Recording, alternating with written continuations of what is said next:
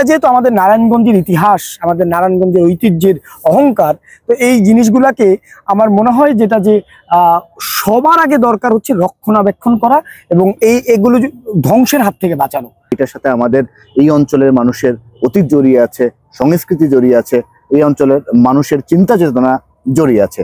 আপনার কি কোনো পরামর্শ আছে কিভাবে কি করলে এই জায়গাটাকে রক্ষা করা যাবে, কিভাবে কি করলে এই জায়গাটাকে মানুষ দেখতে আসবে? উদ্যোগ নেওয়া হয়, কিন্তু রক্ষণাবেক্ষণের উদ্যোগ নেওয়ার পরে যদি পরিস্থিতি এমন হয়, তাহলে আপনার, যেহেতু আপনি একজন গণমাধ্যম কর্মী, আপনি আপনার নিজের চোখে অলমোস্ট সবকিছুই দেখেছেন। রক্ষণাবেক্ষণের উদ্যোগ নেওয়া হয়, সংস্কার করা হয়, আমার যদি ভুল না হয়ে থাকে প্রত্নতত্ত্ব বিভাগ বা জেলা প্রশাসন বা সিটি কর্পোরেশন থেকে বাজেটও হওয়ার কথা, তাহলে সেগুলো যদি হয়ে থাকে এটার অবস্থা এমন কেন? আর যেহেতু এমন হয়ে গেছে, এমন কি ডিফারেন্ট উদ্যোগ নেওয়া যেতে পারে যেটা করলে এই সমস্যার সমাধান হবে? আসলে এই জায়গাটি রক্ষণাবেক্ষণ হয় নাই, ধ্বংসের পথে। বারবার বাজেট করা হলেও এটি আসলে সংরক্ষণের যে উদ্যোগ সেটি কখনোই নেওয়া হয়নি। ফলে এই জায়গাটি এত বড় একটি নিদর্শন এখন একেবারে বিলুপ্তি এবং ধ্বংসের জায়গাতে এসে দাঁড়িয়েছে। এবং বিবি মরিয়মের সমাধিটাও এখন এমন একটা অবস্থা হয়েছে যে সেখানে অনেক ময়লা, একটি রক্ষণাবেক্ষণের কোনো উদ্যোগ নেই, কোনো কিছুই আসলে এখানে এই বিবি মরিয়মের সমাধিতে নেই। অথচ এই সমাধিকে ঘিরে, এই দুর্গকে ঘিরেই কিন্তু সে সময় এই যে এখনকার নারায়ণগঞ্জ, সেই নারায়ণগঞ্জের পরিচিতি সারা পৃথিবীতে ছিল।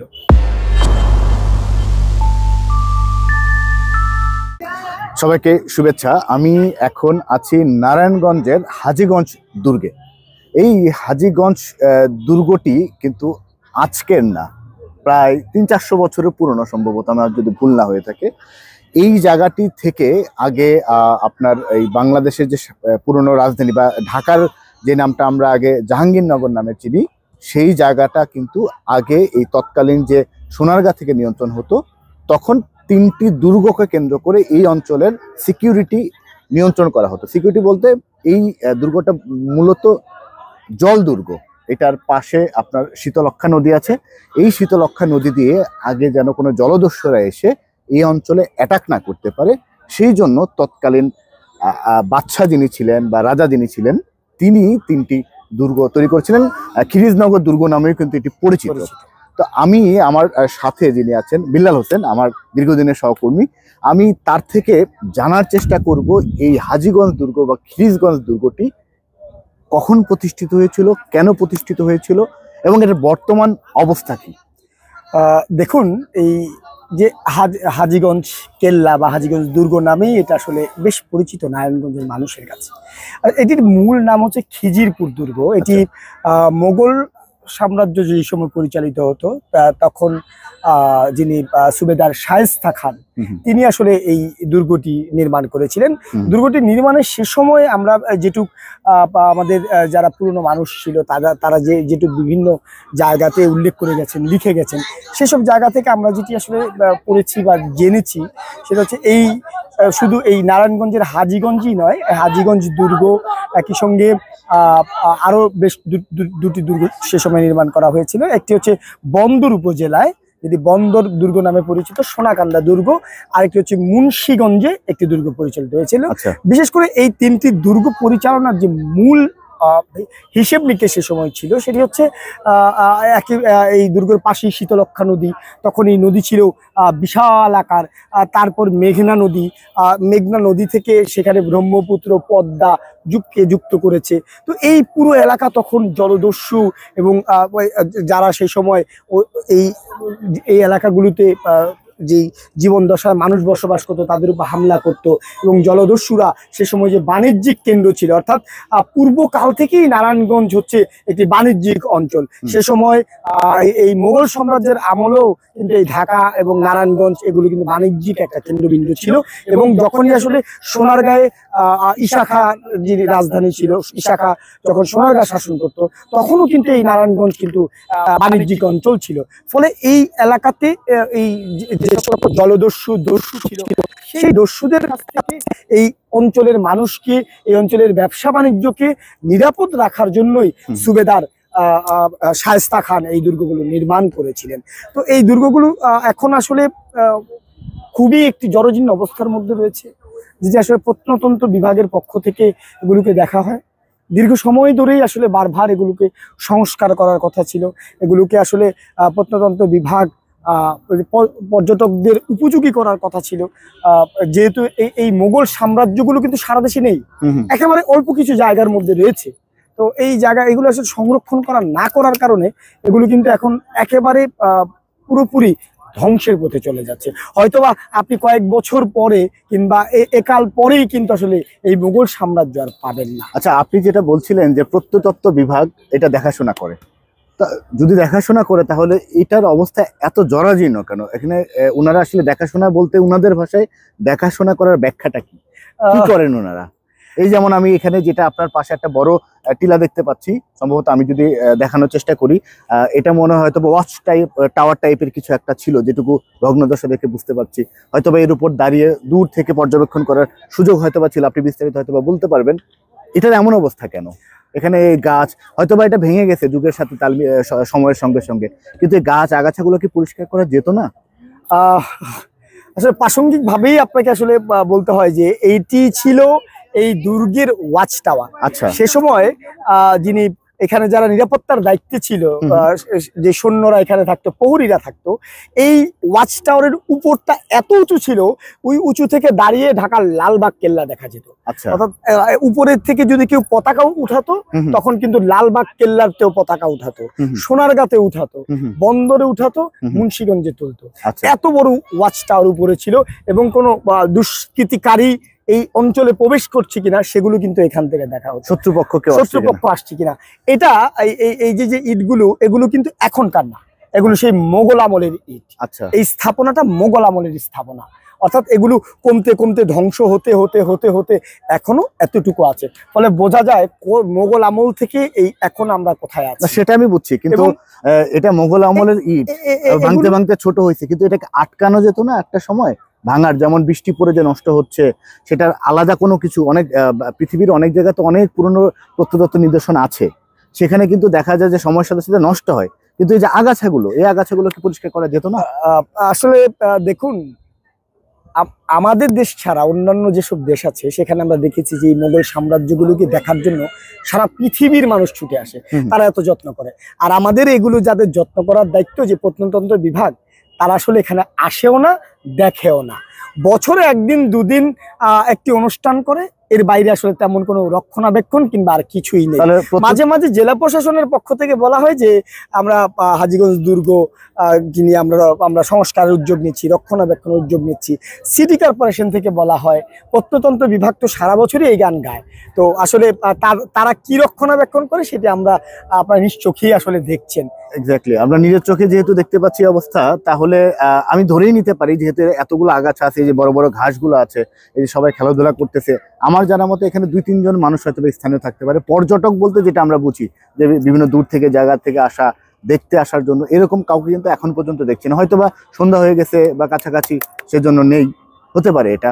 তো আরেকটা জিনিস আপনি বিষয় বলছিলেন যে আশপাশে মানে একটি সমাধি আছে, এই বিষয়টা নিয়ে যদি একটু বলতেন। তো এখন আসলে এই জায়গাতে সন্ধ্যার পরে যেটি হয়, সন্ধ্যার পরে বিভিন্ন স্থানীয় লোকজন যারা বিভিন্ন ধরনের অপকর্মের সাথে যুক্ত, তারা এই জায়গাতে এসে অবস্থান করে, বিভিন্ন মাদক শিবির এই জায়গাতে অবস্থান করে।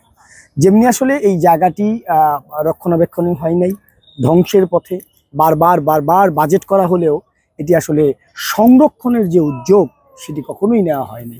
ফলে এই জায়গাটি এত বড় একটি নিদর্শন এখন একেবারে বিলুপ্তি এবং ধ্বংসের জায়গাতে এসে দাঁড়িয়েছে। এই যে বিষয়টি আপনি আসলে জানতে চাচ্ছেন, যে এই জায়গাটির সঙ্গেই একটি সমাধি রয়েছে। মোগল সাম্রাজ্যের যিনি সুবেদার ছিলেন শায়েস্তা খান, তার কন্যা বিবি মরিয়মের সমাধি ঠিক এই দুর্গ থেকে অনেকটা কাছে। সে সময় এই দুর্গর সঙ্গে একটি সুড়ঙ্গ আছে, আমরা ছোটবেলাও দেখেছি। আমরা ছোটবেলায় সেই সুড়ঙ্গ দিয়ে এই ভিতরে আসার যে রাস্তা আমরা দেখেছি। সুড়ঙ্গটি অন্ধকার হওয়ার কারণে হয়তো ভিতরে যাইনি, কিন্তু আমরা সুড়ঙ্গটি দেখেছি, এবং এই সুড়ঙ্গটি হয়েই আসলে এখানে যে একটি ওই সময় রাজাদের, সুবেদার এবং যারা বিবি মরিয়ম, তাদের জন্য যে একটি বাসস্থান ছিল, তারা আসা যাওয়া করতেন সেখানে। তো পাশেই, এবং সেখানেই কিন্তু বিবি মরিয়মের সমাধি স্থাপন করা হয়েছে। এবং বিবি মরিয়মের সমাধিটাও এখন এমন একটা অবস্থা হয়েছে যে সেখানে অনেক ময়লা, একটি রক্ষণাবেক্ষণের কোনো উদ্যোগ নেই, কোনো কিছুই আসলে এখানে এই বিবি মরিয়মের সমাধিতে নেই। অথচ এই সমাধিকে ঘিরে, এই দুর্গকে ঘিরেই কিন্তু সে সময় এই যে এখনকার নারায়ণগঞ্জ, সেই নারায়ণগঞ্জের পরিচিতি সারা পৃথিবীতে ছিল। আচ্ছা, আমি যদি, আপনি যেহেতু এই জেলারই মানুষ, সবকিছু আপনার ছোট থেকে বেড়ে ওঠা এই জায়গাতে, আপনি স্মৃতিচারণ করতে গিয়ে বলেছিলেন এখানে লিচু গাছ ছিল, আপনারা ছোটবেলায় এসে লিচুও খেয়েছেন সেখান থেকে। এখন যে অবস্থা দেখছেন এবং আপনার ছোটবেলা থেকে দেখার যে অবস্থা, দুটোর ভিতরে অনেক পার্থক্য আছে, যেটুকু আপনার কথা শুনে আমি বুঝতে পেরেছি। আপনার পরামর্শ কি? এই জায়গাটাকে যদি, হয়তোবা আগের মতো আনা তো সম্ভব হবে না, কিন্তু এই জায়গাটাকে যদি দর্শনার্থীদের আকর্ষণের কেন্দ্রবিন্দু করার জন্য কি করা যেতে পারে? এবং সবচেয়ে বড় বিষয়, এত প্রাচীন একটি নিদর্শন, যেখানে বাংলাদেশের সব জায়গাতে এত প্রাচীন নিদর্শন সব জায়গায় নেই, যেহেতু এখানে আছে, এটার সাথে আমাদের এই অঞ্চলের মানুষের অতীত জড়িয়ে আছে, সংস্কৃতি জড়িয়ে আছে, এই অঞ্চলের মানুষের চিন্তা চেতনা জড়িয়ে আছে। আপনার কি কোনো পরামর্শ আছে কিভাবে, কি করলে এই জায়গাটাকে রক্ষা করা যাবে, কিভাবে কি করলে এই জায়গাটাকে মানুষ দেখতে আসবে? দেখুন, ইতিহাস, সংস্কৃতি, বাংলা ভাষাভাষী মানুষের যে মূল শক্তি, সেই জায়গাটা থেকে আমার মনে হয় যে আমাদের সোনারগাঁয়ে যে প্রাচীন নিদর্শনগুলো রয়েছে, সেগুলো কিন্তু ইতিমধ্যে সংরক্ষণ করা হয়েছে এবং সেগুলো কিন্তু পর্যটন কেন্দ্র করে তোলা হয়েছে এবং সারা পৃথিবীর মানুষ কিন্তু এই সোনারগাঁকে, যে পানাম নগরী আছে, সেই নগরীতে আসেন। অর্থাৎ মোগল আমলের যে সাম্রাজ্যের যেই অংশীদারত্ব, এই নিদর্শনগুলো, সেগুলো আপনি পৃথিবীর খুব কম দেশে পাবেন। তো এটা যেহেতু আমাদের নারায়ণগঞ্জের ইতিহাস, আমাদের নারায়ণগঞ্জের ঐতিহ্যের অহংকার, তো এই জিনিসগুলাকে আমার মনে হয় যেটা যে সবার আগে দরকার হচ্ছে রক্ষণাবেক্ষণ করা এবং এগুলো ধ্বংসের হাত থেকে বাঁচানো। না, সেটা তো আপনি, আমরা তো জানি এটা রক্ষণাবেক্ষণের উদ্যোগ নেওয়া হয়, কিন্তু রক্ষণাবেক্ষণের উদ্যোগ নেওয়ার পরে যদি পরিস্থিতি এমন হয়, তাহলে আপনার, যেহেতু আপনি একজন গণমাধ্যম কর্মী, আপনি আপনার নিজের চোখে অলমোস্ট সবকিছুই দেখেছেন। রক্ষণাবেক্ষণের উদ্যোগ নেওয়া হয়, সংস্কার করা হয়, আমার যদি ভুল না হয়ে থাকে প্রত্নতত্ত্ব বিভাগ বা জেলা প্রশাসন বা সিটি কর্পোরেশন থেকে বাজেটও হওয়ার কথা, তাহলে সেগুলো যদি হয়ে থাকে, এটার অবস্থা এমন কেন? আর যেহেতু এমন হয়ে গেছে, এমন কি ডিফারেন্ট উদ্যোগ নেওয়া যেতে পারে যেটা করলে এই সমস্যার সমাধান হবে? আমার কাছে যেটা মনে হয় যে সিটি কর্পোরেশন একবার একটা উদ্যোগ নিয়েছিল।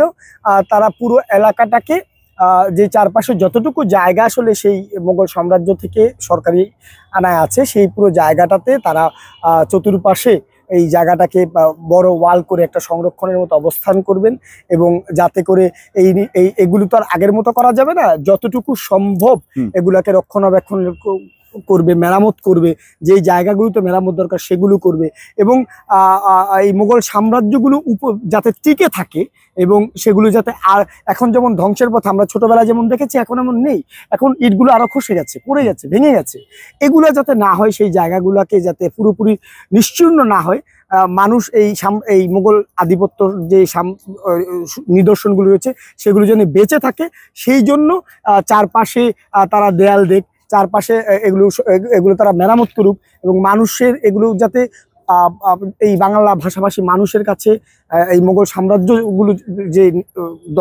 দর্শনীয় স্থানগুলো এগুলো রয়েছে, সেগুলো যাতে সবসময় থাকুক, সেই রকম কার্যকরী ব্যবস্থাটা তাদের নিতে হবে।